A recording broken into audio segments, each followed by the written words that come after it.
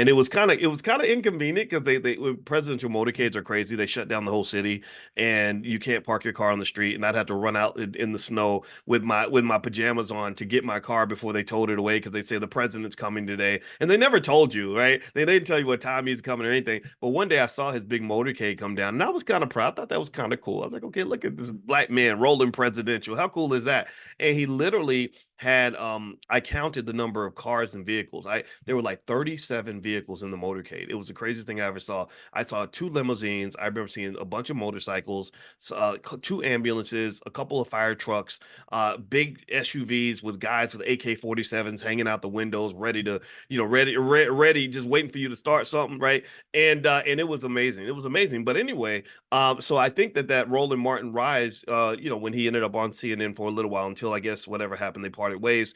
That was connected to the rise of the Obamas, right? So sometimes, every now and then, you will see the life of a black person improve because of who's in office, but that typically occurs, unfortunately, for a certain small number of elite or very lucky individuals, right, who are in certain spaces. That does not happen for the masses. That does not happen for the rest of us.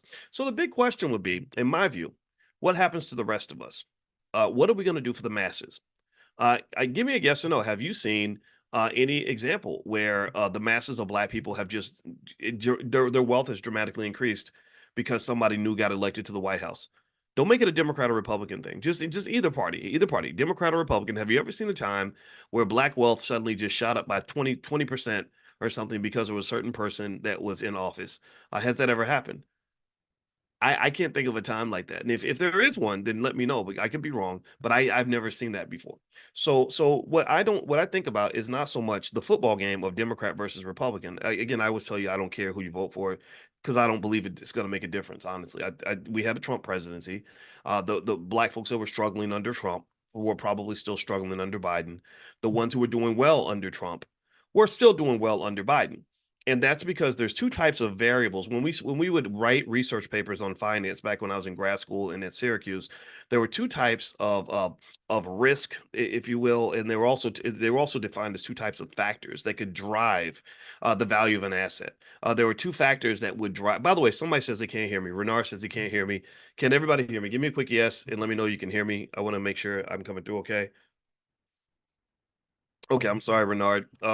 Somebody say something to Renard in the chat that maybe he's got to turn his computer up or something like that. All right, so basically, there will be two variables when the stock price moves. And you think of yourself like a stock, right? When you're doing well, your stock price is high. When you're struggling, your stock price isn't as high as it was before, right? So all of us can be valued as a stock. There are equations I could show you right now that would value your economic potential just like you value a stock. All financial assets in the universe are valued under similar equations. It's called the present value of an annuity equation. You just shift out the variables and you get different numbers. So when we study stock prices and we look at what changes the value of an asset, what moves it, well, there are a couple of types of variables, a couple of categories. One was what they call a systematic factor.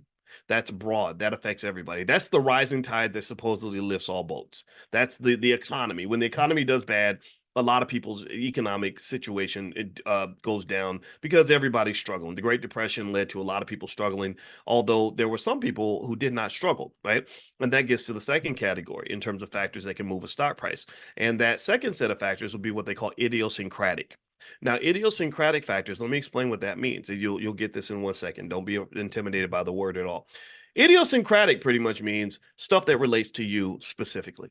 For example, for a stock, an idiosyncratic factor might be who the CEO is, how good the sales team is, how hard the employees are working, how smart the executives are at making decisions. Just things like that, right? That's why certain companies can all be in the same industry. Some will struggle, some will do well because of the idiosyncratic factors. So what we find in the research when we study stock prices, I promise I'm bringing this back to you. What we find when we study stock prices is that the systematic factors are certainly important. The systematic definitely matters, but it's really the idiosyncratic factors that make the difference. It's the specific stuff, company specific information that matters the most.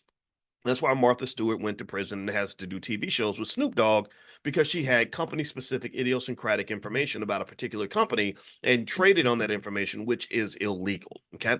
So the same way that this applies to stock, This also applies to you. The same way that I can use the same argument to talk about the valuation of a stock price, I can use this to evaluate your quality of life and what your wealth level is. We can use the exact same analogy, exact same equation, exact same logic, exact same everything. So my question to you would be this: look, and this is where I end up probably upsetting some people because I say things that they're not used to hearing. I guess when it comes to politics, is I say, yeah, politics is systematic. That does matter. And you can do what you want to do with that. But what really is going to make the difference in terms of where you end up financially and economically is what you do. It's the choices you make. That